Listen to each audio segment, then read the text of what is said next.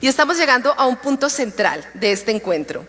Después de haber recorrido a través de estas ideas poderosas, es momento de mirar hacia afuera, hacia el mundo y preguntarnos, ¿qué están haciendo los sistemas educativos más exitosos?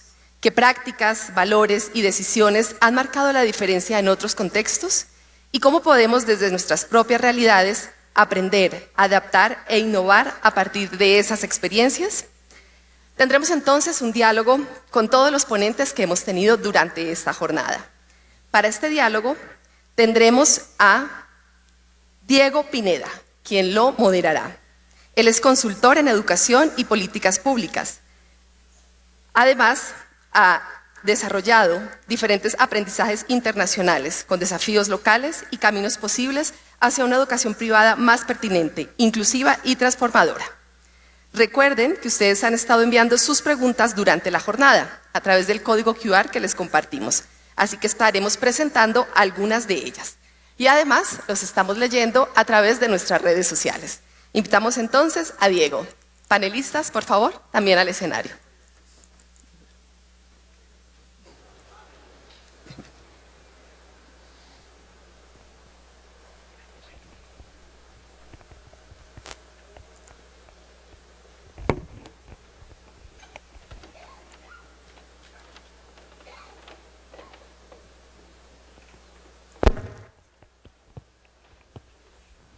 Aló, sí, ahí se oye. Sí, ya. Bueno, buenos días, ya casi buenas tardes. Antes de comenzar quiero precisar el tiempo con el que contamos, porque estamos un poco atrasados. Tal vez ¿cuánto tiempo tenemos? ¿Unos 40 minutos, creo yo? ¿Sí? 30, vale. Bueno, vamos a intentar aprovechar al máximo el tiempo que tenemos. Tenemos a las 3 personas que hemos escuchado esta mañana, 3 maneras, las 3 fascinantes de ver el mundo de la educación desde experiencias, desde conocimientos distintos.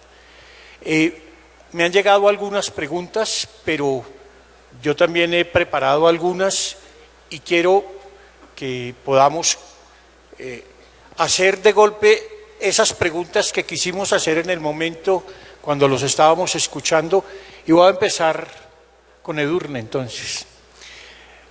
A ver, cuando tú decías esas cosas que llevabas en la mochila a todas partes, dijiste una que me llamó mucho la atención, hambre de éxito, pero nunca dijiste éxito, ¿cierto?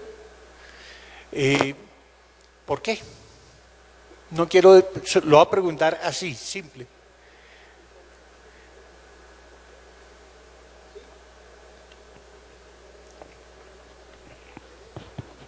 Hola, hola. ¿Sí? Vale. Ya sabía que subir a este escenario y enfrentarme a ustedes iba a ser difícil. Y la pregunta que no me lo iba a poner fácil. ¿Por qué hambre del éxito y no éxito? Porque creo que en la vida tenemos que entender que no nos tenemos que enfrentar, o sea, no tenemos que enfocar en el éxito que queremos conseguir. Creo que en este escenario y a la mañana se ha hablado de muchas cosas y se ha hablado sobre todo de Creo que ese micrófono no está bien. ¿No? ¿Cierto? Se oía, ¿no? Sí. Escucha bien, sí, bueno. No. Creo que hemos hablado de que para mí lo importante es el camino del éxito. Por eso no hablo de éxito y tampoco os he puesto en ninguno de los vídeos que ha aparecido ahí cuando llego. Sí, en el vídeo aparece que llego a la cumbre, pero no nos quedamos con lo que hemos llegado a la cumbre y hemos conseguido lo que yo me proponía, sino que el camino que recorro hasta allí. Entonces creo que lo importante es esto, ¿no? Que transmitamos a nuestros jóvenes, y yo a mi hijo en este caso, que para mí ahora, yo siempre digo que ahora yo tengo mi 15º 8000 y mi 15º 8000 va a ser más complicado que los 14 que he hecho por delante, porque, y le decía ahora a mi marido que estaba sentado ahí, ¿estamos por el buen camino de educar a nuestro hijo? Y esa reflexión, porque hay otra de las grandes cosas, vosotros tenéis una gran responsabilidad como educadores, como formadores que sois, pero también no nos tenemos que olvidar como padres que gran responsabilidad también es nuestra. Y creo que mis padres en ese camino me enseñaron un montón. Entonces pienso que es el camino. Y en ese camino hay muchas personas que pueden acompañarnos a ese camino que puede ser el éxito, pero no es el objetivo principal. Es el camino que recorremos a conseguirlo. Por eso me refiero a hambre por el éxito. Tenemos que ser ambiciosos. Bueno, muchas gracias, Edurne. Voy con Gregorio. Gregorio, tú al final de tu conferencia y en el título de la conferencia nos hablabas de capitalismo cognitivo. Al final nos dijiste algo al respecto, pero bueno, ya había poco tiempo.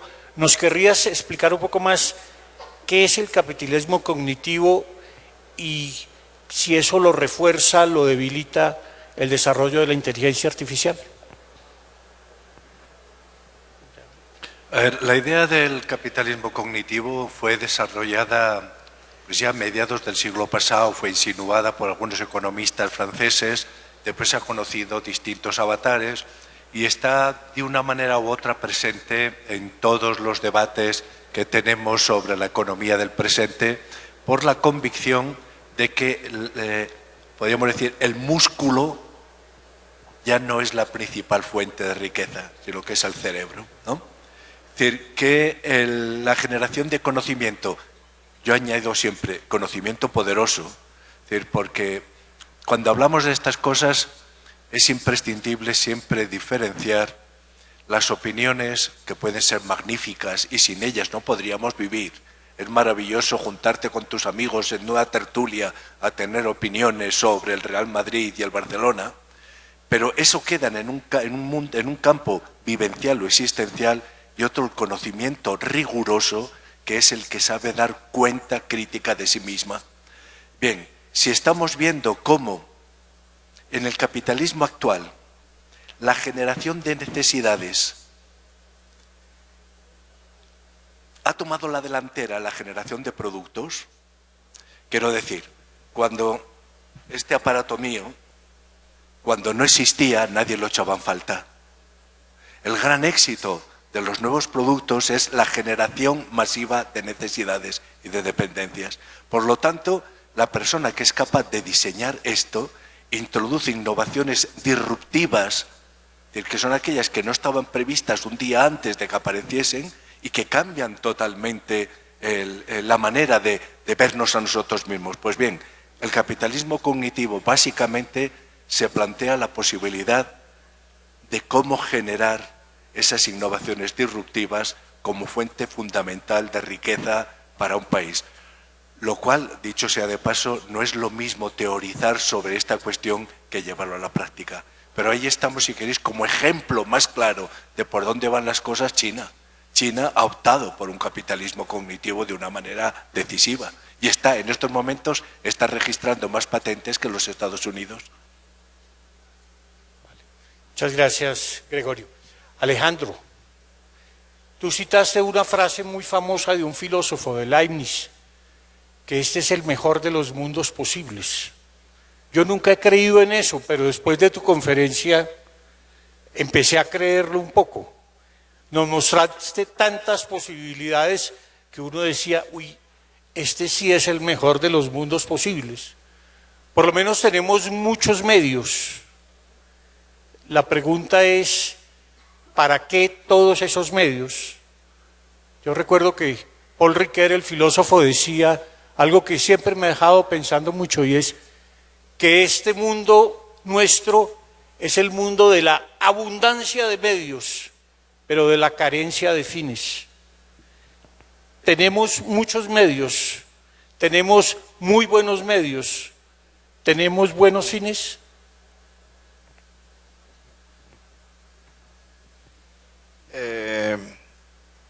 Esto se encadena mucho con lo que decía recién Guido del capitalismo cognitivo, ¿no? O sea, capitalismos hay muchos, hubo muchos. El capitalismo se transforma, aprende. Nadie hizo más por el capitalismo que Marx. Le enseñó todo las dificultades que tenía y los problemas que tenía, y el capitalismo aprendió. Y cada vez se vuelve más inteligente y más capaz y más pervasivo. Entonces cuando vos decís fines y medios, claro, el capitalismo es el capitalismo de la abundancia, de la sociedad de la abundancia. Abundancia para quién, para cuántos, cómo, dónde, etcétera. La frase de Leibniz la estudié hace 50 años cuando hice la carrera de filosofía. Y siempre me pareció una frase un poquito hiperoptimista, ¿no? Porque decía, bueno, pero con toda la miseria y las catástrofes y esto y lo otro y la desigualdad y qué sé yo. Pero son distintos planos. O sea, una cosa es el plano descriptivo, una cosa es el plano...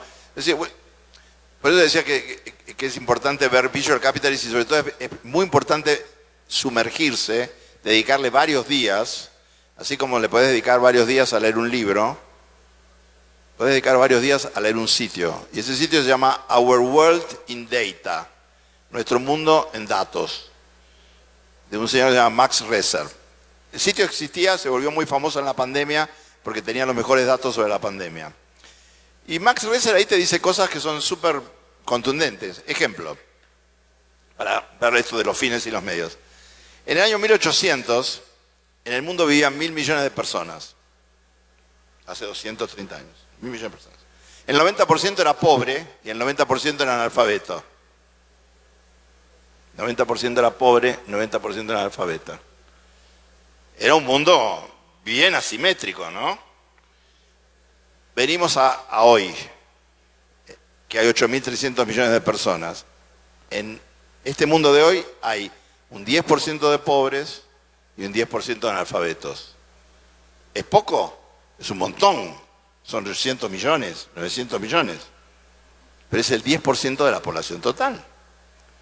Si vos veías los estudios de los años 60, te decían, y sobre todo en el 70, cuando aparecieron los estudios del MIT sobre los límites del crecimiento, decía que el mundo iba a colapsar entre el 2030 y 2050 porque no iba a haber comida para más de 3.000 millones, 4.000 millones, etc. El mundo, el carrying capacity de comida del mundo es para 10, 12.000, 14.000 millones de personas. El problema es cómo se distribuye y no cuánto tirás para no bajar los precios cada año. Es una dimensión muy, muy compleja. El tema de los fines lo tenemos desde los griegos. Y el tema de los medios fue cambiando. El tema de los fines, ¿qué es?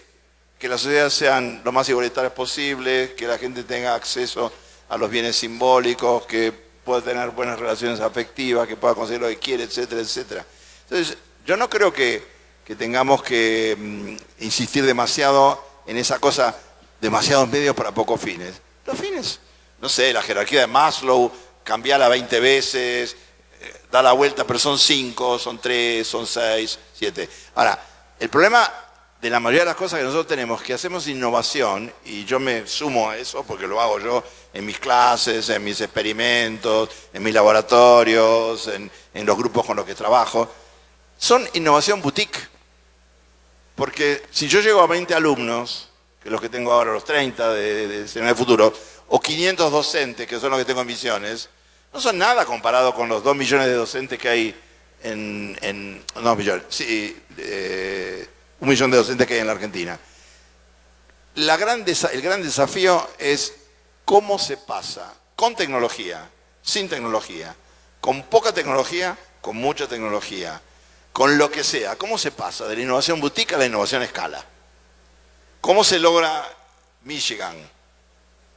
¿Cómo vos tenés tu triángulo, ¿no? Madrid y las partes de arriba de España, que son mucho mejor que las de abajo, y Cataluña que bajó no sé cuántos puntos, etc.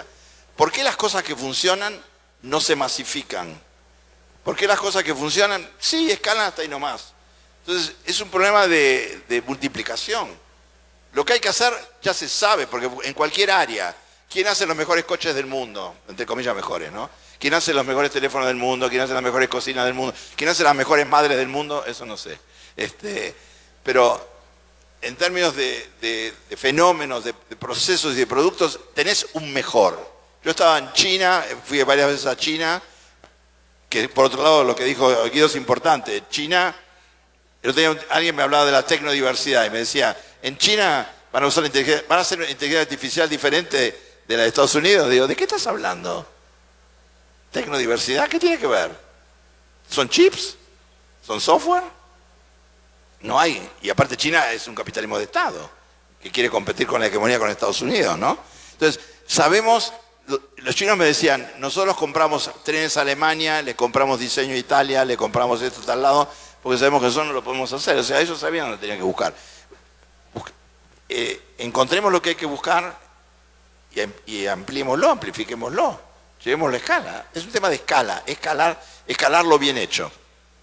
Bueno, estamos hablando de escalar, entonces tenemos que darle la palabra a Edurne nuevamente. Precisamente tú en todas las cosas que nos contabas, hablabas de todo lo que implicó de incertidumbre, de tomar decisiones difíciles en momentos muy difíciles, con carencia absoluta de recursos. Pero nos decías, el reto siempre era hallar la mejor versión de uno mismo. ¿Hallaste la mejor versión de ti misma precisamente en medio de las dificultades o en qué circunstancias? Bueno, a ver, yo creo que hallar la mejor versión de uno mismo pasa por el conocimiento de uno mismo. Pasa porque tú te vas conociendo poco a poco.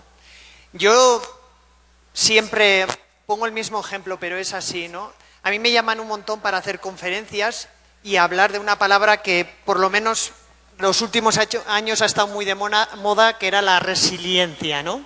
Porque yo represento eso, ¿no? Una mujer que ha caído y que ha levantado. Una mujer que aparentemente, bueno, pues ha encontrado la mejor versión de ella misma. Pero esto, el ser resiliente, yo no nací así. Yo he tenido la gran suerte de vivir ciertas cosas y en esa vida que ha pasado encontrar ciertas personas que me han acompañado y he aprendido a ser mi mejor versión. Pero es así, nadie sale siendo la mejor versión de uno mismo. Hay diferentes personas, entre ellas estáis todos vosotros con todos estos jóvenes y chicas y chicos que tenéis, y mucha gente más que todos ellos encontrarán en su camino, sus padres, sus amigos, todos ellos les ayudarán a encontrar la mejor versión de ellos mismos. Y creo que es esto, yo no he descubierto nada, yo no me he descubierto a mí qué pasada que soy. Creo que me han acompañado mucha gente y entre ellos seguramente mis padres. Yo siempre digo la misma, pero yo pienso, qué valientes mis padres.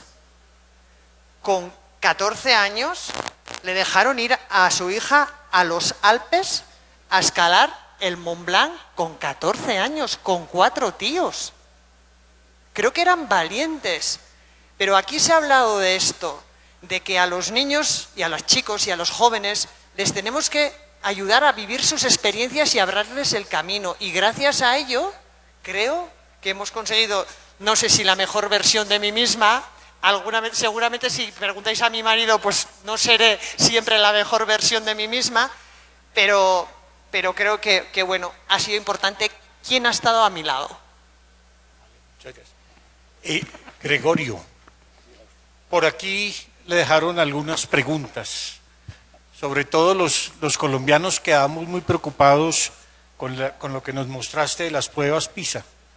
Entonces, alguien nos mandó la pregunta desde tu experiencia, ¿cómo crees que la educación en Colombia podría mejorar sus resultados en pruebas internacionales como las pruebas PISA? A ver, primero, no creo que las pruebas PISA sean el único criterio que debamos seguir para evaluar la educación, la situación educativa de un país.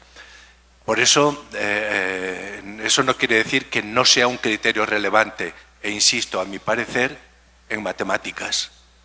Mi experiencia, por ejemplo, dice, o podríamos hablar aquí, cómo distintos países han falseado los resultados en lengua, por ejemplo, en comprensión lectora, o cómo en ciencias no acabamos de entender bien las diferencias entre chicos y chicas y por lo tanto es difícil extrapolar nada ahí.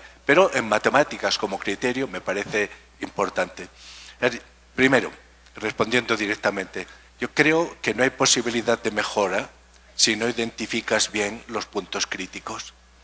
Nosotros vemos que las diferencias de trayectorias entre los alumnos comienzan a manifestarse con toda claridad en tercero y cuarto de primaria. Para mí, eso en España, aquí tendría que estudiarlo despacio, pero en España hace mucho tiempo que yo descubrí, fíjense, que la comprensión lectora de un niño de 9 años predecía con bastante rigor y exactitud sus niveles al terminar la educación obligatoria, es decir, a los 16 años. Es decir, que existía una correlación muy estrecha entre la comprensión lectora del niño de 9 años y los resultados del 16. Eso para mí ha sido la cuestión que ha centrado todo mi trabajo. Es decir, ¿por qué y cómo? Pero los datos que manejo son de España. Los datos que manejo son de España. Por lo tanto, sería un poco frívolo de mi parte que a partir de una experiencia yo me pusiera aquí a ofrecer soluciones para una experiencia distinta. Sí que veo con toda claridad que lo que les comentaba antes, ¿no? Que ese paso de aprender a leer a aprender leyendo no es ninguna broma, que es precisamente ahí donde se crean las trayectorias divergentes. Es decir, que el niño que comienza a aprender leyendo con un vocabulario amplio, lee fácil, y cuanto más lee, más incrementa sus conocimientos. Y cuanto más incrementa sus conocimientos, más fácil lee. Y entonces se crea ahí un círculo virtuoso muy interesante. Mientras que el niño que tiene un vocabulario pobre, la lectura le resulta complicada. Y a ver, a nadie en su sano juicio le gusta experimentar cada día su fracaso. Y nos estamos viendo muchas veces niños que comienzan a experimentar el fracaso de esa dificultad para no leer mecánicamente, sino comprender lo leído. Necesito 2 minutos más. 2 minutos. Un ejemplo que me van a entender todos muy fácil. Un niño con dificultades de comprensión lectora, pero aficionado al fútbol, entiende mucho mejor una crónica deportiva de fútbol que un niño sin problemas de comprensión lectora, pero que desconoce el fútbol. Es decir, comprender es situar un texto en su contexto. Si no dominas los contextos, no sabes interpretar el texto. Pero ¿cuál es la manera de dominar los contextos? Empalabrarlos, darles palabras. Insisto, la pobreza lingüística para mí es la clave que hay que combatir, y creo que hay elementos. Hay elementos que se pueden trabajar ya pues desde los 2 años, se puede intentar corregir esto. Pero primero hay que ser consciente de cuál es exactamente el punto crítico, porque ahí es donde debemos dirigir las inversiones mayoritarias. Vale, muchas gracias, Gregorio. Alejandro, te voy a plantear una pregunta que recoge lo que preguntaron algunos, pero la voy a replantear un poco. Y tiene que ver con 2 cosas que están muy relacionadas: la educación y la cultura. Y la pregunta tiene que ver, por supuesto, con cómo todas esas nuevas tecnologías contribuyen a la educación, a la cultura, cómo modifican nuestras maneras de aprender, nuestras maneras de enseñar, y también, más allá de la educación formal, cómo propician la adquisición de cultura.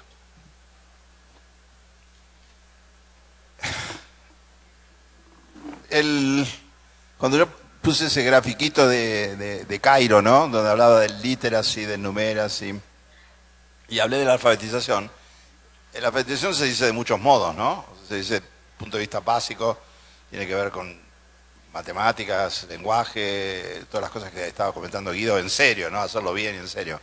Ahora, él dijo en una frase, dice, el chico aprende a leer y después lee para aprender. Y el tema de leer, a mí me interesa mucho leer el mundo, leer las realidades, leer lo que pasa. Entonces, en todas nuestras clases, tanto de formación como de alumnos, tenemos una sección que se llama El Pulso del Mundo. y en esa sección, el pulso del mundo, o los alumnos, o los docentes, o los que damos las clases, seleccionamos una serie de noticias globales, locales, del país, algunas absurdas, otras llamativas, y a partir de eso empezamos a generar un clima, porque el tema de para que haya aprendizaje tiene que haber un clima emocional, hay estados emocionales flotando en el aula, entonces hay que diseñar los estados emocionales, y eso no es una cosa que uno lo hace espontáneamente, ¿no? Hay toda una tradición que se llama ontología del lenguaje, que trabaja en eso, en el diseño de los estados emocionales, donde podés evitar la frustración, podés alentar las posibilidades, hay tipologías, ejercicios, formatos, cursos, seminarios, y yo hice uno de esos hace muchos años con Fernando Flores, que fue uno de los creadores, ¿no? Sobre el diseño de estados emocionales. Entonces, con el tema de la tecnología, uno puede pasar desde la cosa más obvia. Tecnología es casi todo. Todo lo que no es naturaleza pura es tecnología. Entonces acá está lleno de tecnología, todo es tecnología. No estaríamos acá si no fuera por la tecnología. La tecnología está en todos lados. Lo que pasa es que esas tecnologías pueden afectar o no el aprendizaje según el ambiente. El ejemplo que dio él, está Rosenbosch en Europa haciendo arquitecturas de aprendizaje, que tiene que haber árboles en las clases, que tiene que haber verde, que tiene que haber luz natural. Probablemente todo eso coadyuve a los aprendizajes, pero no es el corazón, no es el corazón del asunto. El corazón del asunto tiene que ver con las tecnologías cognitivas, no con las tecnologías en general. Tecnologías cognitivas, se habla de capitalismo cognitivo, tecnologías cognitivas. A las tecnologías cognitivas, lo estudió Walter Ong, vienen desde cuando se inventa la escritura con Platón, Aristóteles, qué sé yo, hasta los Transformers. Tenés un montón de tecnologías cognitivas. El que dice que no usa tecnología, ¿de qué está hablando? El pizarrón es una tecnología, el cuaderno es una tecnología, la lapicera son todas tecnologías. Lo que se está discutiendo, o no se está discutiendo, la verdad que no se está discutiendo, es qué futuro queremos cuando hipertecnologizamos el aula. Porque hay dos caminos posibles. O aumentamos la inteligencia, o automatizamos la inteligencia. Casi todo lo que se trabaja en inteligencia artificial tiene que ver con automatizar los procesos en pos de una supuesta productividad. Capitalismo cognitivo. Ahora, si vos lo que querés, con tecnología o sin tecnología, con tecnología sofisticada o no, es aumentar la inteligencia, ahí tenés que empezar a ver cómo se aumentó la inteligencia antes. Y ahí lo que decía Guido, ¿no? O sea, si yo tengo un vocabulario de 500 palabras, mi inteligencia va a estar bastante acotada. ¿Cómo aumento la inteligencia? Aumento la inteligencia aprendiendo otros idiomas. Aumento la inteligencia leyendo a los clásicos. Aumento la inteligencia siendo competente en varias habilidades en distintos campos, que exigen distintas gramáticas o distintas sintaxis. No es lo mismo hacer un video que escribir un artículo. Cuando Howard Gardner, más allá del show y toda esa cosa, en la década de los fines 70-80, planteó la teoría de las inteligencias múltiples, fue interesante, no porque descubría que había inteligencias múltiples, que siempre las hubo, sino que decía que la escuela solo tomaba en cuenta 2 de esas inteligencias múltiples, que eran 7, después fueron 8, después fueron 9, ¿no? Decía, la lógico-matemática y la lingüística, nada más. Y las otras no las computaba curricularmente, eran extracurriculares. Entonces, ahora lo que tenemos que estar discutiendo a fondo, primero, si las 9 de Gardner alcanzan, yo creo que no, hay muchas más inteligencias que no están en Gardner, y que hay que, no solamente la emocional, pero él hablaba de la intrapsíquica, la interpsíquica, ¿no? Pero otras inteligencias que no están computadas, y un mundo que nosotros no tocamos acá, y me parece que ella estaba más cerca de eso, pero esas son montañas, ¿no? Que es el mundo del biocentrismo, el mundo de nuestras especies compañeras, el mundo de las inteligencias animales, vegetales, que ahora descubrimos que computan, descubrimos que sienten, descubrimos que piensan. La topología de Internet está hecha sobre el universo vegetal, no sobre el universo animal, porque es resistente, es resiliente Internet, cosa que no lo es una central telefónica. Entonces hay un montón de cosas que están dando vueltas, pero me parece que lo más interesante es, en el caso de la inteligencia artificial, si es para aumentar o para automatizar. Yo no estoy para automatizar, yo estoy para aumentar. Y si estoy para aumentar, ¿cómo? Muchas gracias. Nos quedan un poco más de 3 minutos. Hay una pregunta que nos envían para Gregorio. Te voy a pedir un minutico para que nos quede un minutico más a cada uno para responder la pregunta de qué hacen los sistemas educativos exitosos. Entonces, la pregunta dice, ¿cuáles son los puntos claves para replantear el currículo de la escuela? ¿Qué es relevante enseñar hacia el futuro? Solamente hay un punto clave y es tener claro por qué estamos en un centro. Si no se tiene claro por qué se va cada mañana a la escuela, el currículum es absurdo, no hará más que confundirles. Si lo tienes claro, pues entonces hay que llevar esa claridad al lenguaje. Y el paso de llevar la claridad al lenguaje es importante. Aquí no hemos hablado de una de las competencias que para mí son esenciales para los 200 siglos futuros, la escritura. La escritura no es un medio de transmitir ideas solo, es sobre todo un medio de tener ideas. Y el mismo proceso de escribir tu propio currículum es el proceso más magnífico de generación de ideas pedagógicas, si lo haces de manera abierta. Vale, gracias. Nos quedan 2 minutos exactos, pero quiero una pequeña palabra de cada uno sobre la pregunta, ¿qué hacen los sistemas educativos exitosos? Tú, Edurne, me dirás, no, yo no soy educadora, pero tienes una educación y puedes... Me pones mucha presión. No, claro. Ellos son expertos, yo no lo soy. Pero yo desde Pero mi pequeña ignorancia y esto, ¿qué hacen los sistemas educativos exitosos o que sean exitosos? Bueno, yo creo que es la capacidad de las personas que nos transmiten la enseñanza que sepan transmitirlo. Antes hablaban y aquí han hablado, ¿no?, de que enseñemos con conocimiento.